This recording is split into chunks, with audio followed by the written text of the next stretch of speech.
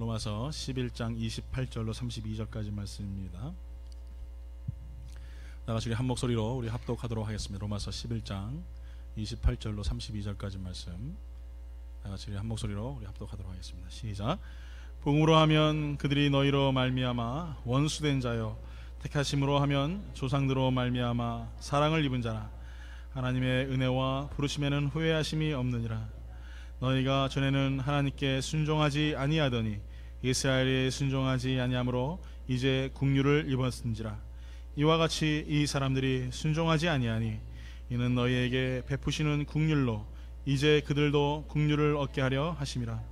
하나님이 모든 사람을 순종하지 아니하는 가운데 가두어 두심은 모든 사람에게 국류를 베풀려 하심이로다. 아멘. 기도하겠습니다. 하나님 감사합니다. 하나님, 오늘 시간에도 하나님의 귀한 성도들 한자리에 모여주시고 주님을 예배하며 또 찬양케 하시는 하나님, 오늘 가운데 주님의 임재하심과 주님의 역사하심을 통하여서 다시 한번 하나님의 그 놀라운 은혜가 우리 예배 가운데 있기를 간절히 소원합니다. 또 말씀을 또 들을 때 또 전할 때 두렵고 떨리는 마음으로 하나님 앞에 나아가오니 하나님 함께 하시고 동행하시어서 하나님 좌정하심을 통하여 귀한 시간 될 수 있도록 통치하여 주시옵소서. 예수님 이름으로 기도리옵나이다. 아멘. 할렐루야.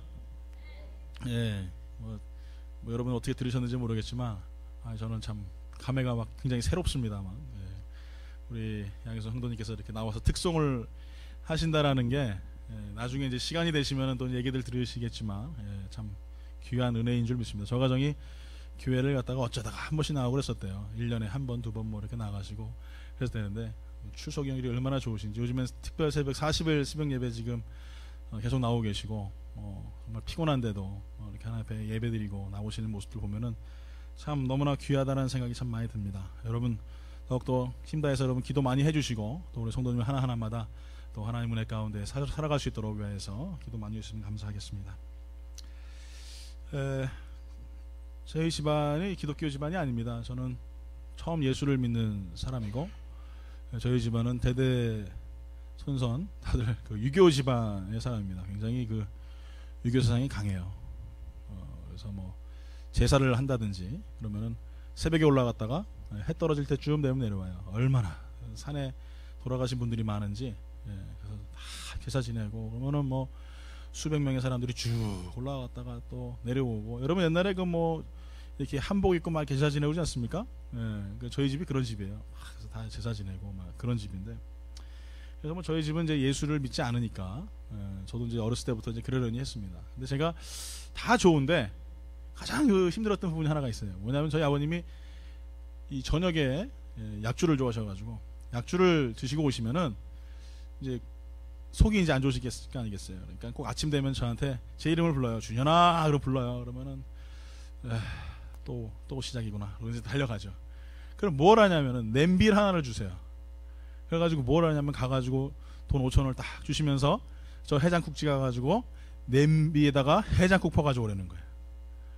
그게 정말 그렇게 싫었어요. 그 아침에 잠자야 되는데 아버님이 그 술 드셨다고 해가지고 해장국 갖다가 이렇게 해가지고 퍼가지고 오라니까 그렇게 썩 그 기분이 좋지가 않았었습니다. 그래서 어렸을 때는 그 심부름이 제일 싫었어요. 다른 거는 다 괜찮았는데, 이거 생각해보세요. 남자애가 냄비 들고 식당 가가지고 해장국 들고 집까지 이게 더덜더덜 걸어온다라는 게 그렇지 뭐 제가 좋아하는 음식도 아니고 말입니다. 그 안에 선지 가득 있고 그런데 그걸 오면서 먹겠습니까? 뭐 어떡하겠습니까? 그래서 그렇게 기분이 안 좋았어요.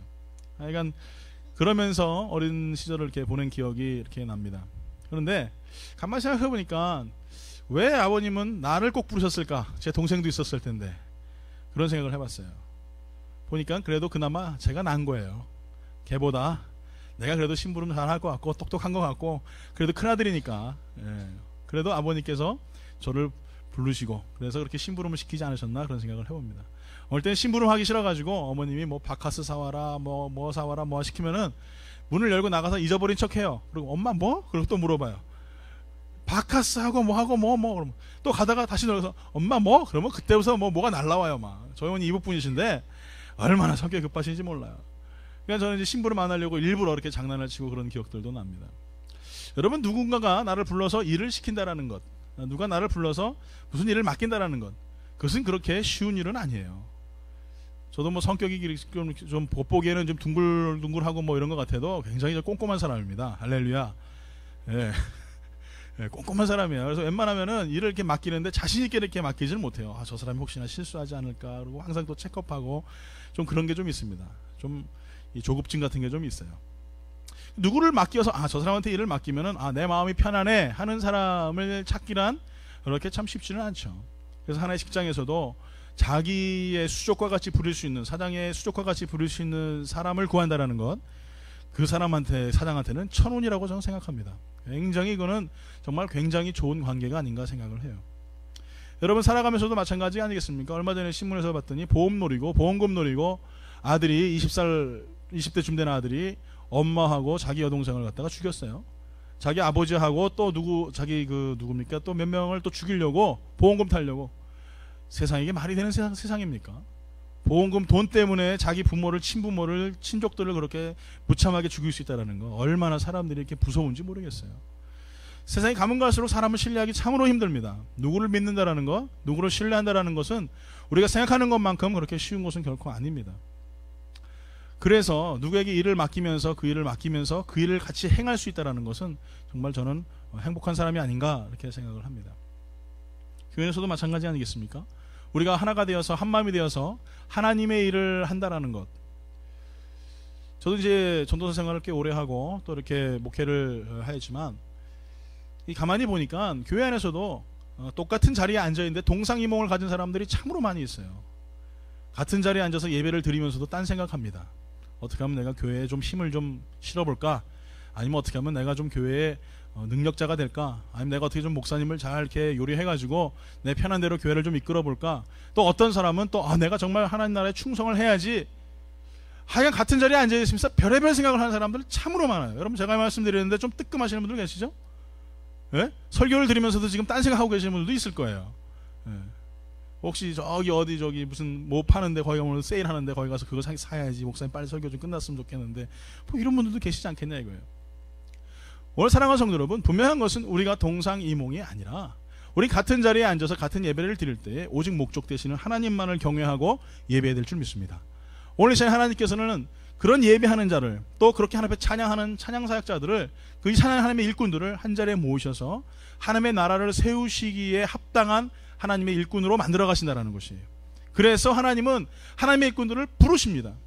하나님 부르세요. 계속적으로 부르세요. 그런데 그 부르심에는 분명한 이유가 있다라는 것이죠. 그냥 뭐 할 일이 없어서 하나님께서, 여러분 우리 하나님 어떤 하나님이십니까? 전능하신 하나님이세요. 부재하신 하나님이세요. 시차를 초월하시는 분이십니다. 여러분이 없어도 돼요. 우리 하나님은. 왜? 사람을 만드신 하나님이시니까. 그렇게 그런 하나님이신데 왜 우리가 필요하시겠어요? 필요치가 않으시죠. 알아서 다 하시는데. 그렇지만 하나님께서 우리를 필요하시고 우리를 불러주시는 분명한 이유가 있다라는 것입니다. 그 속에는 분명한 하나님의 사랑이 있고 그 속에는 하나님의 은혜가 있다라는 사실을 우리는 기억해야 될 것입니다. 우리같이 미천하고 쓸모없고 교만하고 사악한 우리들의 모습들, 하나님 앞에서 감히 그리스도인이라고 이야기할 수 없을 정도로 정말 잔인하고 그 무도한 우리들의 이 사악한 마음들, 이 마음 속에서도 하나님께서는 그 은혜를 보시고 하나님의 국률로 감싸주신다는 사실 앞에서 우리는 다시 한번 감사하고 그 부르심 앞에 순종할 수 있는 성도들이 되어야 되지 않을까 생각을 하게 됩니다. 그래서 오늘 말씀을 보면서 하나님께서 분명히 부르심의 이유가 있는데, 그 첫 번째는 뭐냐? 부르실 만한 사람을 부르신다라는 거예요. 부르실 만한 사람을 부르신다. 하나님께서 사무엘을 부르실 때 사무엘은 어린 소자였습니다. 또 다윗 왕을 부르실 때 그는 어린 목동이었습니다. 또 사울을 부르실 때 그는 최악의 죄의 절정기에 이르렀어요. 다메섹으로 가서 사람들을 막 죽이려고 하는 그 최고의 절정기에 있었던 사람이에요. 또 모세는 80세의 노인이었습니다. 다니엘은 포로였습니다. 요셉은 노예였습니다. 여러분 가만히 말씀을 들어보시니까 어떻습니까? 이 사람들 다 부를 만한 사람들이에요? 이 가운데 돈 많은 사람도 없었고, 이 가운데 능력 있는 젊은이 아니면 힘 있는 사람 없었어요. 어린 사무엘 다윗을 부르셨고, 가난하고 비천한 노인네들을 부르셨고, 양치기를 불렀습니다. 노예를 불렀습니다. 그리고 최악의 절정기 죄악 가운데 있는 사람을 부르셨어요. 여러분 우리가 생각할 때는 좀 정상적인 사람 불러야 되는 거 아닙니까? 예? 좀 정상적인 사람들, 정상적으로 공부하고 정상적으로 인생을 살고 좀 어느 정도 힘도 있고 능력도 있고 재력도 좀 있는 사람들, 그런 사람 불러야 되는 거 아닐까요? 아마 저 같으면 그럴 것 같아요. 그럼 면접 볼 때 다 그렇지 않습니까? 토플 점수가 몇 점이고 토익 점수가 몇 점이고 뭐가 어떻게 되고 무슨 뭐 스펙이 어떻게 되고, 이게 최고의 실력을 있는 사람들을 회사에서 뽑지 노인네들 뽑진 않잖아요. 예? 어린 아이를 데려다 놓고 일을 시키진 않는단 말이에요. 그런데 가만히 봤더니 하나님께서는 부를 만한 사람들을 부르시지 않았어요. 근데 좀 이상하잖아요. 제가 질문을 첫 번째 이야기를 했는데 부를 만한 사람을 부르신다? 그런데 하나님이 부를 만한 사람이 아닌데요. 사랑하는 성도 여러분, 하나님이 부르실 만한 사람은 바로 어떤 사람이냐? 상처받고 나약하고 부족한 사람들 불러주신다라는 거예요. 힘있고 내잘났다고 하는 사람들 하나님 절대 사용하지 않으십니다. 제 경험상 그래요. 제 잘났다고 생각했었고 정말 뭐든지 잘할 수 있다라고 생각했던 그 교만함이 있을 때 하나님 절대 사용하지 않으시더라고요. 하나님 나 못해요, 정말 못해요, 할 수 없어요. 그러니까 하나님께 한꺼번에 불러주시더라고요. 왜 그렇습니까? 왜 하나님께서 이 죄악 덩어리들, 연약한 아이들, 정말 노예 이 종살이 하는 사람들을 왜 부르시냔 말이에요. 그 말씀이 여기 나와 있어요. 고린도전서 1장 27절로 29절 말씀입니다. 한번 찾아보시겠습니까? 40일 특별 새벽에 나오시느냐고 다들 피곤하시겠지만 조금만 힘들 내시고 고린도전서 1장 27절로 29절까지 말씀 찾겠습니다.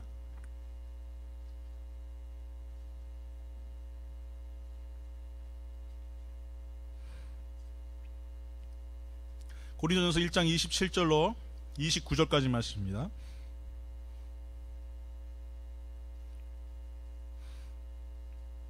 다같이 한 목소리로 합독하도록 하겠습니다. 시작. 그러나 하나님께서 세상에 미련한 것들을 택하사 지혜 있는 자들을 부끄럽게 하려 하시고 세상에 약한 것들을 택하사 강한 것들을 부끄럽게 하려 하시며 하나님께서 세상에 천한 것들과 멸시받는 것들과 없는 것들을 택하사 있는 것들을 폐하려 하시나니 이는 아무 육체도 하나님 앞에서 자랑하지 못하게 하려 하심이라. 아멘. 뭐라고요? 왜 하나님께서 가난하고 연약하고 부족한 자들을 택하신다고요? 하나님 앞에 자랑할 것이 없게 하려 하심이라는 거예요. 능력 있고 실력 있는 사람들 뽑아다가 만약에 하나님 일 시키면은 자기 잘나서 그렇게 했다라고 하지 않겠습니까? 돈 많은 사람 불러다 놓고 교회 장로님 하십시오. 아니 저는 그런 생각을 해요. 왜 하나님 우리 교회는 돈 많은 분들 안 보내주세요? 에? 아니 어떤 분 교회 가니까 돈 많은 분들도 많으신데 왜 우리 교회는 맨날 다 고만고만하신 분들만 보내주시냐고. 눈에 띄는 분이 없어요. 그렇죠? 앞에 한번 보세요. 한번 이분들 눈에 띄나? 없어. 아이고 예. 다 고만고만해요. 맨날 그냥 매달 겨우겨우 먹고 살기. 목사가 그래서 그런 건지 하여간 뭐 성도님들 다 고만고만해요. 왜 하나님은 그러시냔 말이에요. 하나님 좀 유명한 사람 보내주시면 안 돼요? 여기 어디 뭐 한인 회장 같은 분들, 에? 노인 회장 같은 분들 보내주시면은 그래도 모이지 않겠어요? 아니 해병대 전후회 회장님 뭐 이런 분들 보내시면 여긴 죄다 해병대로 모일 것 같아요. 하나님 근데 안 하시더라고요. 그렇게 안 하시더라고요. 올 것 같은데 안 와요. 희한하죠? 돈 많은 사람이 올 것 같은데 안 와요? 능력 있는 사람이 올 것 같은데 안 와요? 결론이 여기 있더라고요. 하나님의 손에 있는 교회는 사람의 실력으로 행하는 것이 아니라는 거예요. 돈 많은 사람 모여가지고 그 돈 가지고 자기 자랑하고 성전 아름답게 지으면 그것이 하나님 것입니까? 자기 것이라고 하죠. 실력 있는 사람들 와서 성도들 우르르 몰려오면은 하나님께서 불러주셨다고 하겠습니까? 내 힘으로 내 이 지명도로 사람들을 모았다고 하죠. 하나님 그거 원치 않으시는 거예요. 그러면서 저는 이 말씀 속에 다시 한번 하나님께서 얼마나 우리 교회를 사랑하시는지, 연약하고 부족하고 가진 것 없고 정말 쓰잘데없고 쓸모없는 것 같은 인생들을 모으셔서 하나님의 위대하심과 창대하심을 보여주시고 하나님의 능력을 행하신다는 사실 앞에 다시 한번 영광을 돌린다는 거예요. 할렐루야. 사랑하는 성도 여러분, 오늘 이 말씀 듣고 또 시험 들지 마십시오. 목사님이 우리 쓸데없는 사람이래, 목사님이 우리 쓸모없는 사람이래, 우리는 필요 없는 사람, 이런 그런 말씀이 아니에요. 오해하지 마시고 들으시란 말이에요. 이렇게 연약하고 부족한 우리들을 택하셔서 하나님의 능력을 보여주신다는 사실 앞에 우리는 감사해야 된다는 거예요. 하나님이 역사하시고 행하시니까, 하나님이 운행하시려고 하시니까 날마다 연약한 자들이 모여서, 날마다 부족한 자들이 모여서 하나님 앞에 예배하고 찬양하고 영광 돌리지 않겠냔 말이에요. 한 명, 두 명 모이기 시작해가지고 또 하나님께서 이렇게 아름다운 자리를 채워주시고 하나님 은혜 가운데 거하게 하신 그 은혜만 생각해도 저는 날마다 감사할 수밖에 없다는 생각이 듭니다. 오늘 사랑하는 성도 여러분, 교만한 자는 하나님의 부르심 앞에 나아갈 수가 없어요. 실력 있고 능력 있는 사람들 하나님 결코 사용하지 않으십니다. 만약 하나님께서 사용하신다면 골리앗을 사용하셨겠죠. 얼마나 큰 사람입니까? 그 사람 하나 뽑으시면은 온 천지가 다 하나님 편이 되지 않겠습니까? 그런데 하나님 그런 사람 뽑지 않으십니다. 왜요? 겸손하고 약하고 부족한 소자이지만 하나님 손에 붙들림 당할 수 있는 다윗을 부르셔서 하나님께서 골리앗을 거꾸로 들이시고 이스라엘의 왕이신 여호와 하나님을 나타내시는 놀라운 기적들을 보여주신다는 사실이에요. 오늘 사랑하는 성도 여러분, 여러분들이 바로 다윗과 같은 자들인 줄 믿습니다. 여러분이 바로 다니엘과 같은 자들인 줄 믿습니다. 여러분들이 이 시간에 바알과 같은 자들인 줄 믿습니다. 여러분 하나님 앞에 붙들림 당하여서 하나님의 능력을 행할 수 있는 하나님의 귀한 성도들 되기를 예수 이름으로 축원합니다. 또 두 번째는 뭐냐면 부르시면은 때가 있다라는 거예요. 뭐가 있다? 때가 있다. 하나님은 어떤 분이시냐면은 때가 있으신 분이세요. 이때 말고요. 이거 목욕탕에 있는 때 말고 하나님은 때가 있으신 거예요. 항상 우리 삶 가운데 하나님께서 우리의 삶을 붙들어 주시고 인도하시는 그런 삶의 모든 때가 하나님의 시간 속에 있다는 것입니다. 어떤 한 남자가 헐레벌떡 숨을 내쉬면서 기차역으로 달려갑니다. 그리고 승무원에게 물어봐요. 제가 타야 될 기차는 8시 1분 기차인데 그 기차가 몇 시에 떠납니까? 그랬더니 승무원이 8시 1분에 떠납니다. 그렇다면은 제 시계로는 지금 7시 53분인데 저 역 밖에 있는 시계는 58분이고 이 역 안에 있는 시계는 8시 4분인데 그러면은 제가 기차를 탈 수 있겠습니까? 못 하겠습니까? 그랬더니 이 승무원이 하는 말이 당신이 시계가 8시 57분이든 밖에 있는 시계가 59분이든 이 안에 있는 시계가 8시 4분이든 아무 상관이 없습니다. 왜? 기차는 떠났기 때문에. 기차는 떠나버렸대요. 여러분 밖에 있는 시계 내 시계에 아무리 맞춰봐도 아무 소용없어요. 그 기차 안에 있는 역 그 시계가 틀리면은요 기차는 떠나버리는 거예요. 우리는 보통 그렇게 생각합니다. 내 시간의 때에 내가의 계획의 때에 나의 인생의 모든 때에 하나님이 맞춰주실 것이라고 생각을 해요. 근데 그렇지 않아요. 분명한 것은 하나님의 때는 항상 직진이십니다. 멈추지 아니하십니다. 우리가 아무리 하나님의 시간을 잡아당기고 하나님의 때를 거꾸로 틀려고 하여도 우리는 그렇게 할 수 없다는 거예요. 하나님은 결코 우리에게 속하신 분이 아니시기 때문이라는 것입니다. 우리가 하나님께 속해야 될 줄 믿습니다. 그때에 우리는 동참해야 되는 것이에요. 하나님의 때를 따라서 날마다 믿음을 가지고 나아가는 그런 신앙의 삶을 살아갈 때에 하나님의 역사가 우리 삶 가운데 임할 줄 믿습니다. 분명히 전도서 3장 1절에 말합니다. 천하에 범사의 기한이 있고 모든 목적이 이를 때가 있나니 이렇게 말합니다. 오늘 사랑하는 성도 여러분, 우리는 항상 그 때에 맞춰 살아가다 보니까 내 때에 맞춰 살아가다 보니 하나님의 때를 놓치며 살 때가 너무나 많이 있습니다. 그래서 심는 계절에 거두려고 하고요, 추수할 시기에 심으려고 하고요, 쉬어야 할 때 달리고 달려야 할 때 쉬려고 하는 것이 우리의 잘못된 때라는 것입니다. 오늘 사랑하는 성도 여러분, 혹이나 우리가 하나님 앞에서 하나님의 때를 내 마음대로 거꾸로 틀려고 하고 있다면 다시 한번 우리는 우리의 시간을 돌아봐야 될 줄 믿습니다. 분명은 하나님께서 우리를 불러주실 그때에, 하나님 우리를 콜링하실 그때에, 하나님께서 나를 사용하시려고 하시는 그때에 우리는 순종해야 되는 것이에요. 우리가 하나님 말씀 앞에 나아가는 그때를 바라보면서 나아갈 수 있는 성도가 될 때에 하나님의 역사가 우리 삶 가운데 있을 줄 믿습니다. 분명한 것은 하나님의 때를 또한 기다릴 줄 아는 성도가 될 것입니다. 유능한 어부는요, 고기가 들어올 때를 아는 사람이 유능한 어부인 줄 믿습니다. 어느 때에 고기가 들어오는지, 어느 때에 고기가 빠져나가는지 그것을 아는 사람이 유능한 사람이에요. 오늘 사랑하는 성도 여러분, 우리가 신앙생활 하면서 하나님의 때를 놓치고 하나님의 때를 모르고 살아가고 있다면 다시 한번 우리가 하나님의 마음을 가지고 살고 있는가, 아니면 우리는 지금 어떤 시기를 바라보며 살고 있는가 라고 생각하며 살아가야 될 줄 믿습니다. 분명히 우리 예수님께서는 그때와 그 시는 아무도 모른다라고 말씀하고 계십니다. 분명히 하나님 아버지만 알고 계신다라고 말씀하십니다. 예수님 오실 그때를 우리가 바라보면서 우리는 끊임없이 참고 인내하고 기다리면서 하나님이 부르실 그날을 향하여서 승리하며 나갈 수 있는 성도가 되어야 될 줄 믿습니다. 마지막으로 부르심에는 후회가 없다라는 것입니다. 우리는 인생을 살다 보면은 후회할 결정들을 할 때가 참으로 많이 있습니다. 참으로 후회를 안 한 사람들은 없어요. 어떤 분하고 얘기를 나눠보면은 자기 인생의 최고의 잘못된 선택이 언제냐? 결혼식장에 들어가는 거래요. 정말 인생의 최악의 선택이라 이렇게. 제 얘기가 아니에요. 오해하지 마시고. 저는 최고의 선택이라고 생각합니다. 할렐루야. 오해하지 마세요. 또 집사람한테도 얘기하지 마시고. 결혼식장에 들어간 게 인생의 최고의 후회랍니다. 우리 사랑하는 젊은이들, 결혼 안 하시는 우리 총각 처녀 여러분들, 후회 않는 선택하길 예수 이름으로 축원합니다. 근데 인생을 살다 보니까 여러분 후회 안 할 수 있어요? 누구나 다 후회해요. 누구나 한 가지씩 내가 그때는 그랬지 말아야 될 걸, 그때는 정말 그러지 않았으면 정말 좋았을 걸 하는 그런 후회가 누구에게나 다 있다라는 거예요. 그때 그 사람을, 아니면 그 시간에 그 만남을 하면서 우리는 후회할 때가 분명히 있습니다. 그러나 후회는 해봐야 아무 소용이 없어요. 후회는 아무리 우리가 애써보고 해봐도 절대 바뀌지 않는 것이 후회입니다. 여러분, 다윗을 기억하십니까? 다윗이 블레셋 가드라라는 곳에 정치적인 망명을 시도했습니다. 근데 사실은 이 다윗이 블레셋을 막 때려잡고 막 전투에서 막 이겼기 때문에 사실은 블레셋으로 정치적인 망명을 한다라는 것이 굉장히 힘들었어요.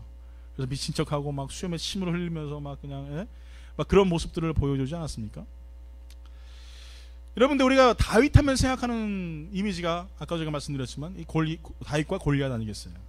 절대적으로 하나님을 신뢰했던 이 다윗, 하나님을 바라봤던 이 다윗, 하나님께서 무슨 말씀만 하면 그 말씀에 순종했던 다윗. 그런데 이 정치적인 망명으로 이 블레셋 가드라라는 도시로 들어갔다는 것은 결코 하나님을 신뢰하거나 하나님을 바라보는 그런 행위나 언행은 결코 아니었어요. 인간적인 판단이었습니다. 100% 인간적인 생각이었습니다. 자기보다 곱절이나 큰 골리앗을 때려눕히고 이겼던 이 다윗이 하나님을 신뢰하지 아니하니 뭐가 앞서냐면요, 자기 생각이 앞서더라는 거예요. 자기 생각이 앞서니까 어떻게 됩니까? 제일 먼저 찾아오는 증상이 있어요. 초조함, 불안함, 걱정, 근심. 그래서 어떻게 되면 우울증까지 찾아오게 됩니다. 그런 두려움과 걱정과 불안과 염려를 통하여서 결론적으로 어떻게 되냐면은 사람의 방법, 세상의 방법을 찾는, 세상의 방법을 의지하는 그 길로 들어가는 것이 바로 하나님을 신뢰하지 못하는 사람들, 하나님을 의지하지 못하는 사람들의 모습인 것입니다. 그러니까 신앙생활을 하더라도 무슨 회의를 들어가면은 언행 자체가 하나님을 신뢰하지 않는 분들이 있어요. 무조건 다 그냥 육적인 이야기들이에요. 이렇게 하면 이렇게 안 되니까 이렇게 해서 해야 돼. 그런데 여러분, 그렇지 않잖아요. 우리가 하나님 신앙생활 하다 보니까 우리 힘으로 되는 게 아무것도 없지 않습니까? 항상 하나님의 은혜가 넘치고 하나님의 기쁨이 넘치는, 그런 하나님의 능력이 넘치는 그런 삶을 살기 위해서는 우리가 항상 하나님을 신뢰하고 인간적인 생각보다는 하나님의 생각을 앞서가야 되는 것입니다. 그런데 오늘 이 시간에 다윗은 그렇게 불안하고 초조하다 보니까, 생명의 위협을 느끼다 보니까 사울을 피해서 블레셋 가드라라는 곳으로 도망가는데 이것이 인간적인 생각이었다는 거예요. 그 어려움 속에서 그 가드라라는 곳에 도착했을 때 이 다윗을 받아주는 사람, 또 환영해주는 사람들은 없었습니다. 그러나 아마 불안했을 것입니다. 죽음의 위협 속에서 수치를 당하고 도망했는데 정말 비참한 저작거리의 한 사람처럼 그렇게 사람들에게 보여줬을 수도 있습니다. 그때 다윗은 아마 깨달았을 것입니다. 하나님을 의지하지 않고 사람을 의지하려고 했던 자기 자신을 돌아보고, 그로 인하여서 얼마나 자기 자신이 부끄러운 모습에 처해져 있는지, 또 자기 자신이 얼마나 지금 비참한 사람들에게 수모를 당하고 있는지를 본인 스스로가 알게 있었을 것입니다. 그런 하나님 앞에 회개의 눈물을 흘렸을 것이고, 그런 체험을 한 그 순간 그는 본인 하나님 앞에 나아갈 때에 다시 이스라엘로 돌아가자라는 그런 생각을 하게 됩니다. 그리고 그 다윗은 다시 하나님의 땅인 이스라엘로 돌아가게 되죠. 그리고 사무엘상 22장 1절에 이렇게 말해요. 그러므로 다윗이 그곳을 떠나 아들람 굴로 도망하매 그의 형제와 아버지의 온 집이 듣고 그리로 내려가서 그에게 이르렀고, 이렇게 얘기합니다. 엄청 인생의 후회를 하고 블레셋에서 도망 나와서 간 곳이 어디냐? 이스라엘의 한 자그마한 동굴로 들어갑니다. 여러분, 이 동굴의 의미를 잘 생각해야 될 것입니다. 이 아둘람 굴이라는 곳에 그가 들어갔을 때 이것은 상징적으로 하나님의 보호하심이 있는 곳입니다. 여러분, 굴 안에 들어가면 어떻습니까? 깜깜합니다. 사방이 다 막혔어요. 비를 피합니다. 그곳에 추위를 피할 수도 있습니다. 이것이 하나님의 영적인 의미에서 보호하심이 있는 곳입니다. 또 두 번째 의미에서는 동굴의 의미는 무엇이냐면은 바로 기도처라는 것입니다. 골방, 내가 기도할 수 있는 곳. 그곳에서 이 다윗은 하나님 앞에 기도하였어요. 아마도 이 다윗은 그 동굴에서 자기의 인생의 정말 잘못된 선택을 통하여서 얼마나 본인 스스로가 비참한지에 대해서 후회하며 이 자리에 앉아서 회개를 하고 눈물을 흘렸을 것입니다. 그리고 그는 하나님의 역사하심을 통하여서 22장 2절에 보니까 이렇게 나옵니다. 환난 당한 모든 자와 빚진 모든 자와 마음이 원통한 자가 다 그에게 모였고 그는 그들의 우두머리가 되었는데 그와 함께한 자가 400명 가량이었더라, 이렇게 말합니다. 블레셋으로 해서 가드라에서 도망와가지고 아둘람 지금 동굴 이스라엘 그 동굴로 들어와 있는데 그곳에 모인 사람들이 누구예요? 그의 형제들, 두 번째는 환난 당한 자들, 세 번째는 빚진 자들, 네 번째는 마음이 원통한 사람들. 아까도 제가 서두에 말씀드렸지만 정상적이고 아무튼 장수라든지 힘이 있거나 능력 있고 재력 있는 사람들 단 한 명도 없어요. 다 모자란 사람들만 모였어요. 그 모인 사람들이 400명이었고 그들의 우두머리가 다윗이었더라. 오늘 사랑하는 성도 여러분, 오늘 삶 가운데 돈 있는 권세자들, 능력 있는 정치인들, 뭔가 지식 있고 힘 있는 그런 세상적인 기준을 가지고 있는 사람들이 모여서 하나님의 일을, 역사를 이룬 것이 결코 아닙니다. 기도하는 기도처로 돌아왔을 때에 하나님께서 연약하고 부족한 자들을 보내셔서 하나님 앞에 영광을 나타나게 하고, 후회하며 눈물을 흘리며 하나님의 힘을 의지했을 때 하나님께서 모든 것을 완벽하게 갖추셔서 그에게 사람을 보내주신 것이 아니라 다 부족하고 연약한 사람들을 보내셔서 하나님의 강하심을 나타내 주고 계시다라는 것이에요. 거기서부터 다윗의 왕조가 시작되기 시작하는 거예요. 이곳에서부터 연약한 400명을 통하여서 이스라엘 민족을 이끄는 하나님의 훌륭한 한 나라의 왕으로 만들어 나가시는 거예요. 오늘 사랑하는 성도 여러분, 다윗이 우리 삶 가운데에서 어떤 의미로 우리에게 찾아오고 있습니까? 우리가 수많은 인생의 후회들이 아무리 있고 어려움들이 있을지라도 우리가 돌이키고 하나님 앞에 나오기만 하면, 우리의 실수를 하나님 앞에 자복하고 회개만 하면 하나님께서 다시 우리를 회복시켜 주신다는 것입니다. 여러분, 어떻게 회복시켜 주시느냐? 우리가 상상할 수 없을 정도로 회복시켜 주신다는 거예요. 근데 문제는 뭐냐면은 후회만 하다가 인생을 종치는 사람들이 있어요. 내가 왜 그랬지? 또 후회하고, 내가 왜 그랬지? 내가 왜 죄를 또 졌지? 이러면서 인생을 끝나는 사람들이 있어요. 여러분, 그러지 마시길 예수 이름으로 축원합니다. 후회했습니까? 그러면 다시는 그 길로 가지 않으면 돼요. 다시는 그 일을 행하지 않으면 됩니다. 다시는 그것 때문에 내가 후회할 일을 하지 않아야 될 줄 믿습니다. 오늘 하나님께서는요, 절대 우리를 부르심에 있어서 후회하지 않으시는 분이십니다. 하나님께서 우리를 지명해 놓으시고 우리를 부르심을 통하여서 하나님의 일을 행하기에 합당한 자들로 우리를 불러주셨습니다. 문제는 내가 그 부르심 앞에 순종하지 않다 보니 인생의 후회가 계속적으로 찾아오는 거예요. 다윗이 지금 그랬지 않습니까? 요나가 그랬지 않습니까? 동으로 가야 되는데 서로 갔어요. 그러다 보니 하나님의 진노가 임합니다. 오늘 사랑하는 성도 여러분, 여러분의 갈 길을, 가고 있는 계신 길을 다시 한번 돌아보십시오. 내가 지금 그리스도를 향하여 바른 길을 걷고 있는가? 복음을 향하여 바른 길을 걷고 있는가? 정말 내가 다시는 후회하지 아니할 믿음의 인생을 살고 있는가? 여러분, 철저하게 내 모습을 돌아봐야 됩니다. 그러지 않으면은 분명한 것은 하나님의 진노의 막대기가 그 앞에 놓여 있다는 것입니다. 여러분, 한번 돌이키십시오. 그리고 다시 후회할 일들을 행하지 마시고 하나님 말씀 앞에 돌아오심을 통하여서 승리할 수 있는 믿음의 성도가 되어야 될 줄 믿습니다. 교인이 되는 것은요, 하나의 클럽 회원이 되는 것처럼 회비만 내면 끝납니다. 남성교회 회비 내면 남성교회 회원 될 수 있어요. 여성교회 회비 내면 여성교회 회원 될 수 있어요. 그렇지만 그리스도인은요, 회비 낸다고 되는 것이 아닙니다. 그리스도인은 예수 그리스도의 보혈로, 그 이름으로 살아가는 자들만이 그리스도인이라는 이름을 칭할 수 있는 줄 믿습니다. 여러분, 교인이십니까? 그리스도인이십니까? 대답들을 안 하시는 거 보니까 모르시겠습니까? 나의 정체성이 뭡니까? 목사님 뭐 이러시는 분 계시는데, 여러분 교인이십니까? 그리스도인이십니까? 아멘. 여러분, 그렇습니다. 여러분은 그리스도인인 줄 믿습니다. 여러분, 예수 그리스도의 그 보혈로, 그 이름으로 변화되어서 하나님 앞에 당당하게 나아가는 복되고 아름다운 성도인 줄 믿습니다. 오늘 여러분, 우리가 살아가면서 그리스도인이 될 때에 하나님 앞에 아름답게 귀하게 부르심을 받으며 그 일들을 감당할 수 있는 능력 있는 믿음의 성도가 될 줄 믿습니다. 오늘 여러분, 우리는 연약한 존재입니다. 우린 부족한 자입니다. 날마다 후회하고 날마다 안타까워하는 것이 우리들의 모습입니다. 그렇지만 하나님께서는 우리를 부르시면서 하나님 말씀 앞에 순종하고 또 그 부르심 앞에 나아가는 자들을 향하여서 하나님의 놀라운 계획과 섭리하심으로 우리를 책임지시는 그런 하나님이시라는 사실인 줄 믿습니다. 여러분, 우리가 하나님 앞에 나아갈 때에 우리의 자랑과 우리의 실력과 우리의 가지고 있는 재물을 가지고 나아간다면 결코 하나님은 받으실 수 없으십니다. 왜요? 하나님은 영에 속하신 분이시기 때문에 그렇습니다. 우리 또 하나님 앞에 나아갈 때에 우리가 가지고 있는 것들이 아니라 내가 가지고 없는 것이지만, 그러나 내가 영으로 나아갈 때에 하나님께서 우리를 아름답게 사용하시고 붙들어 주실 줄 믿습니다. 사람은 하나님의 부르심에 순종하는 순간부터 새로운 피조물이 되는 줄 믿습니다. 신앙은 한순간의 결단입니다. 신앙은 부르심에 대한 거룩한 응답입니다.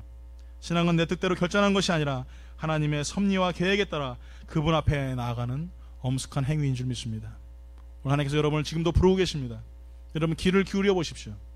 하나님의 부르심 앞에 여러분 순종해 보십시오. 그리고 그 부르심 앞에서 여러분 철저하게 내 자신을 내려놓고 그리스도 앞에 한 걸음 한 걸음 가까이 나아갈 수 있는 믿음의 성도가 되어야 될 줄 믿습니다.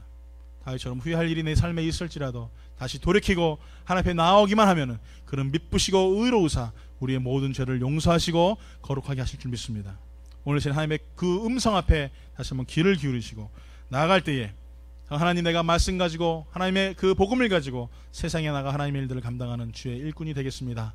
고백할 수 있는 성도가 되기를 예수 이름으로 축원합니다. 오늘 제 찬양합니다. 부름받아 나선 이 몸 어디든지 가오리다. 괴로우나 즐거우나 주만 따라 가오리니. 어느 누가 막으리까? 죽음인들 막으리까? 어느 누가 막으리까? 죽음인들 막으리까? 우리 가사를 깊이 묵상하면서 하나님 앞에 찬양하면서 우리 나아가기 원합니다.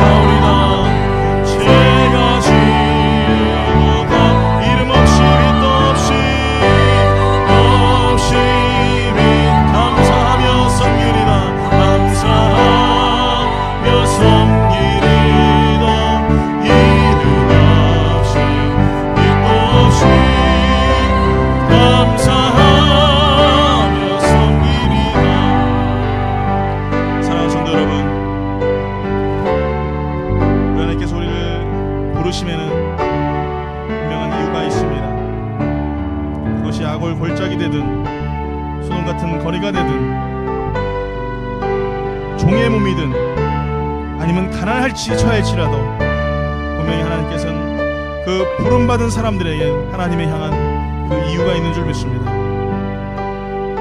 오늘 하나님께서 여러분을 부르셨습니다. 하나님의 귀한 존존으로 여러분을 부르셨고 말씀을 듣는 자리로 불러주셨습니다. 이제 말씀을 들었습니다.